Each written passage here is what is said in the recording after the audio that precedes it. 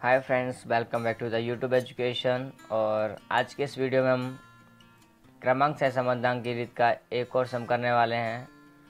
जो हमने 5वां किया था उसके बाद हम आज एक दूसरा सम 6 नंबर का सम है, पेज नंबर 100 पर है, तो हम उसको भी यहाँ पर करेंगे। तो question number 6, get ready for that. And उसके बाद में है हमारे पास में पेज नंबर 102.3 का ही है ये सवाल, जो हमने अभी थोड़ी देर जो किया था पहले उसी का एक और सम है।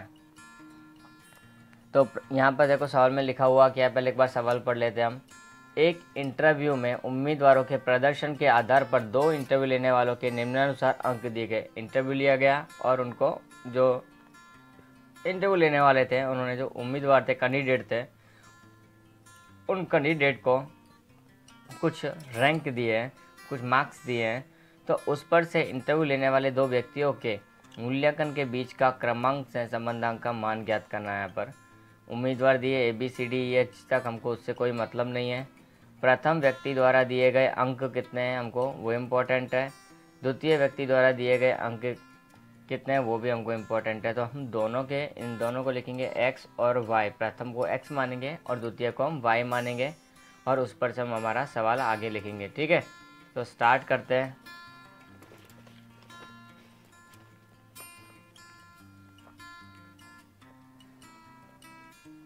तो 28, 44, 10, 28, 47, 35, 19, 40।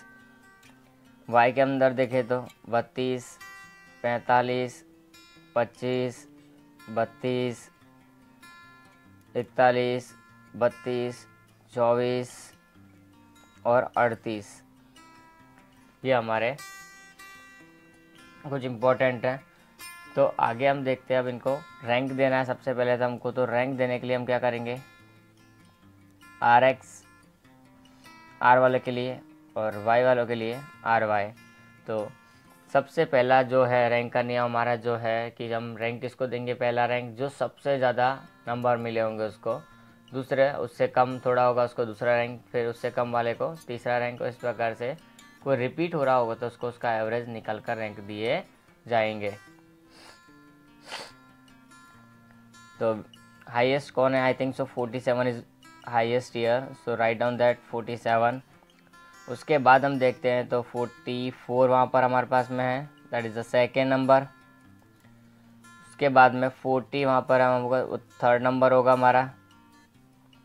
40 के बाद में 35 ही नज़र आ रहा है जो चौथा नंबर है। 35 के बाद में हमारे पास में सीधी वैल्यू है 28 2 टाइम है हमारे पास, तो हम 28 को यहाँ लिखेंगे। कौन कौन से 4 तक हो गया हमारा, 5 और 6 नंबर इनको दिए जाएंगे। तो 5 + 6 बटे में हम 2, क्योंकि 2 बार संख्या रिपीट हुई है, अगर 3 बार होती तो 3 लिखते। 11/2 यानी कि हमारे पास कितना आएगा यहाँ पर 5.5 आएगा। तो हम यहाँ भी क्या लिखेंगे 5.5 लिखेंगे, और यहाँ भी क्या लिखेंगे 5.5, यानी कि 6 तक हमारा काम हो गया। अब 19 उसके बाद की संख्या है, उसको हम 7वां नंबर देंगे, और 10 जो है हमारे उसके बाद की संख्या सबसे छोटी संख्या, उसको 8वां नंबर 8वां रैंक उसका होगा। इसी प्रकार हम y को भी देंगे। तो सबसे बड़ी संख्या इसके अंदर y के अंदर कौन सी है, तो आई थिंक 45 वहाँ पर हमको नज़र आ रही है। 45 के अंदर 41 है, वो सेकेंड नंबर दिखाई दे रहा है। फिर 38 है, वो थर्ड नंबर दिख रहा है। 38 के बाद में 32 32 32 हमारे पास 3 नंबर दिखाई दे रहे हैं, तो हम 32 यहाँ लिखेंगे। 3 तक हो चुका हमारा, 4 5 और 6 डिवाइड बाय 1 2 3 बार रिपीट हुई है कोई संख्या, 32 32 32 3 times repeat, so we will divide it by 3। 15 divide by 3, so how much you get there 5। तो जहाँ पर हमारा 32 है वहाँ 5 5 और 5 लिख दो। उसके बाद में 6 तक हो गया। अब बचा हमारा 25 है, वो 7, और 24 है वो हमारा सबसे छोटी संख्या है, उसके लिए हम 8। चलो अब चलते हैं हम डी की तरफ क्या निकालेंगे हम, डी निकालेंगे। डी मतलब होता क्या हमारा डिफरेंस, आर एक्स और आर वाई के बीच का डिफरेंस, यानी कि अंतर है ये हमारा आर एक्स और आर वाई के बीच का।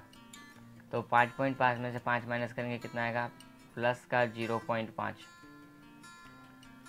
2 में से 1 गया तो कितना आएगा 1, 8 में से 7 गया तो कितना आएगा 1, 5.5 में से 5 जाएगा तो कितना आएगा 0.5, 1 में से 2 गया तो माइनस का 1, 4 में से 5 गया तो माइनस का 1, 7 में से 8 गया तो माइनस का 1 और 3 में से 3 गया तो 0।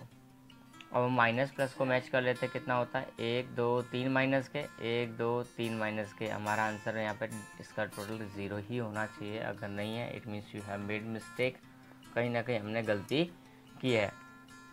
फिर क्या करना, हमको डी स्क्वायर करना है। तो डी स्क्वायर के अंदर क्या आ जाएगा हमारा 0.25, 1 1 0.25, 1 का 1 1 1 0 का 0। फिर हम टोटल करेंगे 1 2 3 4 5 और ये आधा, तो 5.5 हमारे यहाँ हो जाएगा। अब हमको निकालना है सी एफ। अब सी एफ निकालने के लिए सूत्र हमारा होता है m³ माइनस m/12। तो यहाँ हमारा m कितना है, ये जो डिवाइड वाली संख्या होती है हमारी वो हमारे लिए m बनती है। तो m यहाँ पर इतना है, तो हम लिखेंगे यहाँ पर 2 का क्यूब माइनस 2 डिवाइड बाई 12। 2 का क्यूब यानी कि होता है 8, 2 2 2 ज़ा 4, 4 2 ज़ा 8, 2 दूनी 4, 4 दूनी 8 करेंगे तो माइनस 2, तो 8 में से 2 के तो 6/12 और ये हमारा आंसर में कन्फर्म करता है, इसको ट्रांसफॉर्म करता है 0.5 में। यहाँ देखते 3 अपॉन 12, 3 3 जा 9, 9 9 3 जा 27, 3 3 जा 9, 9 3 जा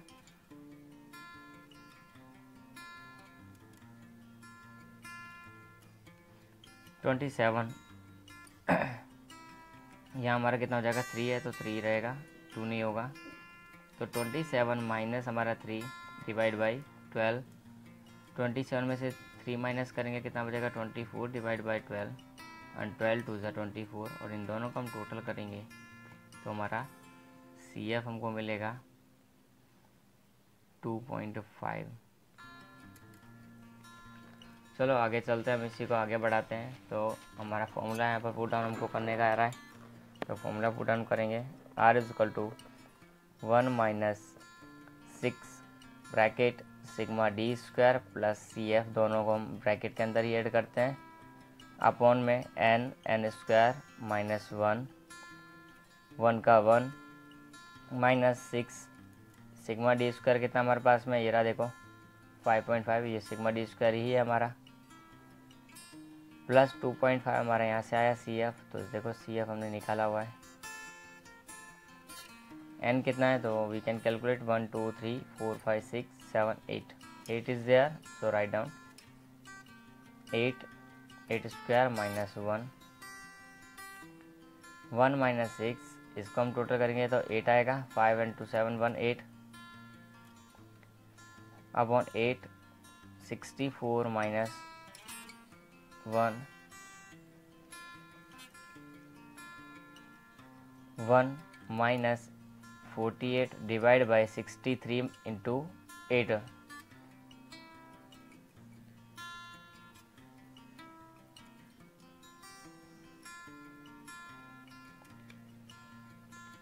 तो कितना होगा यहाँ पर देखो 63 इंटू 8 करेंगे तो हम 504 होगा, तो 504 विल बी देयर। 1 माइनस 48 को हम 504 से डिवाइड करेंगे, 48 को हम 504 से डिवाइड करेंगे तो कितना आएगा 0.09 की जगह हम 0.10 कर सकते हैं बिकॉज 5 है पीछे, तो हमारा आंसर आएगा 0.9। तो इस प्रकार ये हम आर फाइंड आउट कर सकते हैं कि इससे क्रमांक से समझना की रीत से बहुत ही इजी है, कोई प्रॉब्लम होने वाली नहीं है। खाली यहाँ ध्यान रखने जैसा है कि कोई संख्या रिपीट हो रही है तो उसमें गलत अगर आर एक्स आर वाई आए, अगर इसमें कहीं भी मिस्टेक हुई इट मीन्स अपना सारा मिस्टेक होगा ही और कुछ मिलेगा नहीं। तो खास ध्यान रखना है। क्वेश्चन नंबर 6 हमारा ये था। और इसमें कुछ पूछना है, कुछ क्वेरी लग रही है कि भाई हमको ये डाउट है इसके अंदर, तो यू कैन आस्क बिंदास।